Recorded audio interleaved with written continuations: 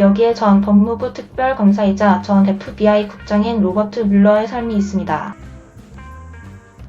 뮬러는 도널드 트럼프 대통령의 선거운동과 관련된 러시아 정부와 개인들 사이의 모든 연계 또는 조정을 포함하여 2016년 대선에 대한 러시아의 간섭을 조사하기 위해 2017년 5월에 임명되었습니다.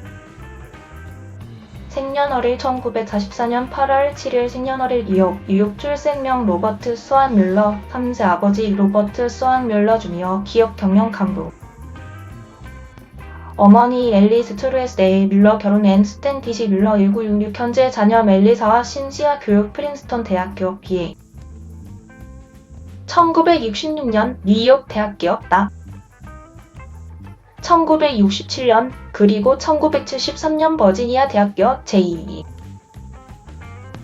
군복무 미 해병대와 예비역 1966 1980년 뮬러 데일은 MUHLER로 발음됩니다. 제2 에드거 후거 이래로 FBI 국장을 가장 오래 역임한 사람은 10년의 임기가 만료된 후 2년 더 복무하도록 임명된 최초의 FBI 국장입니다.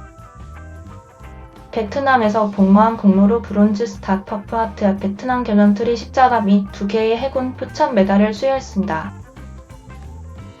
마넬 노리에이거와 장가키의 기소를 감독했고 페남 항공기 103편 폭파 사건에 대한 수사를 이끌었습니다.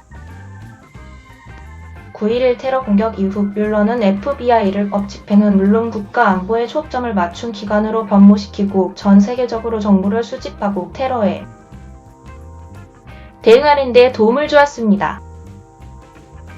1973-1976 PHIS BURY 메더산 런드수트로 로펌의 부변호사로 합류합니다. 1971-1982 매서추서츠 북부 지방검사 1981-1988 런드 발로 법무장관의 파트너 2001년 7월 5일 조지 W. 부시 대통령에 의해 FBI 국장으로 지명 2001년 7월 13일 법무부는 뮬러가 전립선암 치료를 위해 수술을 받을 것이라고 발표했습니다. 관계자들은 뮬러가 4월에 진단을 받았다고 말합니다. 2001년 9월 4일 FBI의 제6대 국장으로 취임했습니다. 2011년 7월 26일 의회는 뮬러의 임기를 통상적인 고정 10년 임기에서 2년 더 연장하는 법안을 통과시킵니다. 그의 임기 연장은 100대 0의 투표로 상원을 통과합니다. 2013년 9월 4일 FBI 국장 12년 임기 후 사임합니다. 제임스 코미가 그의 뒤를 이어 새로운 기관장이 됩니다. 2014-2017 윌머의 법률 사무소의 파트너 2014년 9월 볼티모어 레이븐스의 메이 라이스와 관련된 가정폭력 사건에서 어떻게 증거를 수집했는지에 대한 NFL의 조사에 대한 거임. 4개월간의 독립적인 조사를 시작합니다. 그는 이후 96페이지에 달하는 자신의 조사 결과를 요약한 보고서를 발표하며 NFL은 가지고 있던 정보를 더 많이 했어야 했고 2월 15일 2014 사건에 대한 모든 이용 가능한 정보를 얻기 위해 추가적인 조치를 취했어야 했다고 결론을 내렸습니다. 2016년 10월 27일 부즈 알렌은 국가안보국과 함께 일하는 부즈 알렌 계약자가 8월 정부 재산을 훔치고 기밀 자료를 무단으로 제거한 혐의로 기소된 후 회사의 보안 및 관리 과정에 대한 외부 검토를 수행하기 위해 뮬러를 고용했다고 발표했습니다. 2017년 5월 17일 로드 로젠스타인 법무차관은 2016년 선거에서 트럼프의 선거 캠프 동료들과 러시아 관리들 사이의 잠재적인 관계를 포함하여 러시아의 간섭에 대한 연방 수사를 감독할 특별 변호사로 뮬러를 임명합니다. 제프 세션스 법무장관이 2016년 대선 캠페인에 대한 조사를 거부했기 때문에 로젠스타인은 뮬러의 업무를 감독할 것입니다. 2017년 10월 30일 뮬러의 러시아 수사와 관련하여 트럼프의 전 선거 캠프 의장인 폴 매너포트와 그의 동료인 닉 게이츠는 돈 세탁 음모, 거짓 진술 및 미국에 대한 음모를 포함한 12개의 혐의로 기소되었습니다. 이와는 별도로 트럼프 선거운동의 전 외교정책 고문인 조지 파파도플로스가 러시아 수사와 관련하여 FBI에 거짓 진술을 한 것에 대해 유죄를 인정했다는 법원 소송이 봉인 해제되었습니다. 2017년 12월 1일 마이클 플린 전 국가안보보좌관은 FBI에 거짓 진술을 한 것에 대해 유죄를 인정합니다. 그는 뮬러의 팀과 협력하는 것을 동의합니다.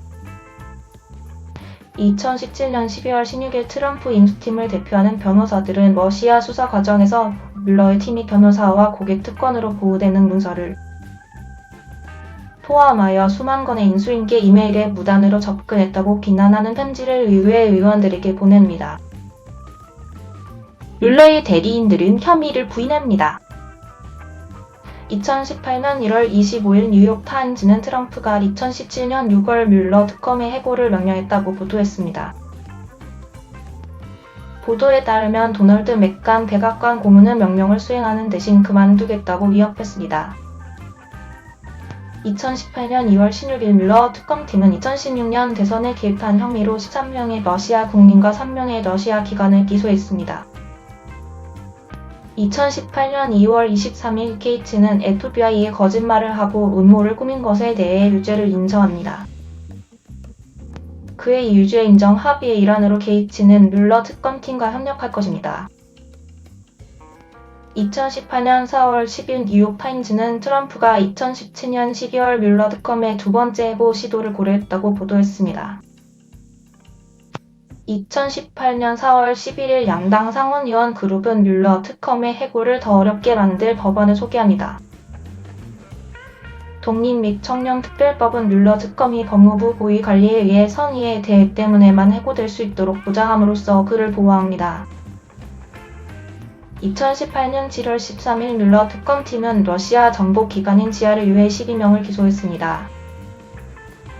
2018년 8월 21일 매너포트는 버지니아주에서 재판을 받은 후 18건의 혐의 중 8건에 대해 유죄 판결을 받았습니다. 2018년 9월 14일 매너포트는 뮬러의 팀과 협력하기로 동의하고 두 번째 재판을 받는 대신 공모 혐의에 대해 유죄를 인정합니다. 그가 협력하기로 한 합의를 이행하면 검찰은 돈 세탁과 은행 사기를 포함한 다른 혐의를 취하할 것입니다. 2018년 11월 20일 트럼프는 특검의 질문에 서면 답변을 제출합니다. 2018년 11월 26일 법원 제출에서 뮬러의 검찰은 매너포트가 유죄 인정 합의를 위반하고 FBI와 특검 사무실에 거짓말을 함으로써 영가 범죄를 저질렀다고 비난합니다. 2018년 11월 28일 뮬러 보호 법안에 대한 상원 표결이 유타주의 공화당 상원의원 마이클 리에게 막혔습니다. 2018년 11월 29일 트럼프의 전 변호사 마이클 코언이 의회에 거짓말을 한 것에 대해 유죄를 인정하고 뮬러의 팀과 협력하기로 한 합의에 서명합니다. 2018년 12월 7일 뮬러와 연방검찰이 공개한 코언과 매너포트 관련한 법원 제출 서류에는 두 남성이 공개적으로 그리고 특검 수사관에게 한 거짓말이 자세히 나와 있습니다. 처음으로 검찰은 트럼프가 직접 코언에게 트럼프와 불륜을 주장하는 여성들을 침묵시키기 위해 돈을 지불하도록 지시했다는 코언의 진술을 지지합니다. 이와는 별도로 매너포트는 검찰과 협력하기로 합의한 후 행정부 관리와의 접촉을 포함하여 거짓말을 한 것으로 주장됩니다. 이 서류의 폭로에도 불구하고 트럼프는 석방 후 트위터에 대통령을 완전히 풀려합니다. 감사합니다. 라고 올립니다. 2019년 1월 25일 트럼프의 동료 로저 스톤은 공식 절차 방해 혐의 입건, 거짓 진술 녹광, 증인 조작 혐의 일검 등 7가지 혐의로 체포 및 기소되었습니다. 플로리다의 한 연방법원에 처음 모습을 드러낸 후 그는 밖에 모인 군중에게 자신이 억울한 누명을 썼으며 혐의가 정치적인 동기가 있다고 믿습니다. 그는 트럼프에게 불리한 증언을 하지 않을 것이라고 말합니다. 군중 속에 있던 시위자들은 그를 가둬라라고 구호를 외칩니다. 이후 스톤은 유죄를 선고받아 연방교도소에서 40개월을 선고받고 복역 중입니다. 2019년 3월 7일 매너포트는 뮬러 특검의 수사로 인한 금융 사기 유죄 판결로 47개월의 징역형을 선고받고 있지만 이 범죄는 트럼프의 2016년 선거운동 의장으로서 매너포트의 업무와 직접적인 관련이 없습니다. 2019년 3월 13일 매너포트는 공모 및 방해 혐의와 관련하여 43개월의 추가 징역형을 선고받고 있으나 2019년 3월 22일 뮬러 특검은 수사를 종료하고 윌리엄 바 법무장관에게 보고서를 전달합니다. 법무부 고위 관리는 CNN에 더 이상의 기소는 없을 것이라고 말했습니다. 2019년 3월 24일 바는 뮬러 특검의 수사에서 나온 주요 결론을 요약한 편지를 공개합니다. 바의 4페이지짜리 편지에 따르면 증거는 트럼프 선거운동 구성원들이 선거를 방해하기 위해 러시아 정부와 암묵적으로 범죄 음모를 저질렀다는 것을 입증하기에 충분하지 않았습니다. 바는 뮬러가 대통령이 범죄적인 사법방해죄를 저질렀는지에 대한 결론에 도달하지 못했다고 설명합니다. 바에 따르면 뮬러는 트럼프의 기소를 거부했지만 그 보고서는 대통령을 면제하지 않는다고 합니다. 바는 궁극적으로 법무장관과 로젠스타인은 그 증거가 대통령을 사법방해죄로 기소하기에 충분하지 않다고 결정했다고 썼습니다. 2019년 3월 25일 뮬러는 법무장관이 특검 보고서를 요약한 것에 대한 응답으로 바에게 편지를 씁니다. 편지에는 공개 석방을 위한 수정 조치로 표시된 소개와 임원 요약이 포함되어 있습니다. 2019년 3월 27일 뮬러는 바에게 두 번째 편지를 씁니다. 메모에서 뮬러는 법무장관에게 보고서 결과를 수정한 특검팀의 요약을 공개할 것을 요청합니다. 국무부가 의회에 보내고 3월 24일 오후 늦게 일반에 공개된 요약 편지는 이 사무실의 업무와 결론의 맥락, 성격, 실체를 완전히 포착하지 못했습니다. 뮬러는 편지에 쓰고 이는 나중에 대중에게 공개됩니다. 2019년 3월 31일 바은 자신의 3월 24일 편지가 언론에 의해 뮬러의 보고서의 요약으로 부정확하게 특징 지어지고 있다. 선언하며 의회에 또 다른 편지를 보냅니다. 제 편지는 특검의 수사나 보고서에 대한 철저한 재검토가 아니었고 그렇다고 주장하지도 않았습니다. 받습니다. 2019년 4월 18일 뮬러의 보고서의 수정된 버전이 공개됩니다. 448쪽의 문서의 첫 번째 부분은 잠재적인 공모 범죄에 대해 뮬러 팀이 수집한 증거를 상세히 설명하고 캠페인과 관련된 개인들을 기소하지 않기로 한 그들의 결정을 설명합니다. 보고서의 두 번째 부분은 대통령의 사법방해 가능성과 관련된 10개의 에피소드를 요약하고 있습니다.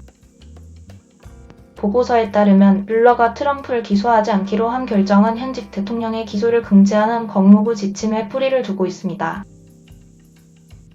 뮬러는 그 증거가 무죄를 정당하게 된다면 트럼프를 풀어줬을 것이라고 쓰고 있습니다. 2019년 5월 29일 뮬러 특검은 대통령을 형사범죄로 기소하는 것이 헌법적 선택이 아니라고 선언하는 공개 성명을 발표합니다. 그는 특검 사무실이 문을 닫고 사생활로 돌아갈 것이라고 말합니다. 2019년 7월 24일 뮬러 특검은 하원법사위원회와 하원정보위원회 앞에서 증언합니다. 그는 법사위원회에 그의 조사가 대통령의 무죄를 입증하지 않았다고 주장하지만 트럼프의 행동이 사법방해에 해당한다는 민주당의 의견에 동의하지 않는다고 말합니다. 2019년 8월 2일 법무부에서 새로 발표된 수치에 따르면 뮬러 특검 조사는 조사 과정 동안 총 3,200만 달러의 비용이 들었다고 합니다. 2020년 7월 7일 스톤은 트럼프 대통령으로부터 행정부의 관용을 받았습니다. 이 발표는 스톤이 연방교도소에 신고하고 40개월형을 목격하기 며칠 전에 나왔습니다. 그 다음날 뮬러 특검은 워싱턴 포스트에 스톤이 여전히 유죄 판결을 받은 중범죄자이며 당연히 그렇다는 논평을 실었습니다. 2021년 6월 2일 버지니아 로스쿨은 뮬러가 2016년 대선에서 러시아의 개입에 대한 조사에 대한 수업을 가르치는 데 도움을 준 것이라고 발표했습니다.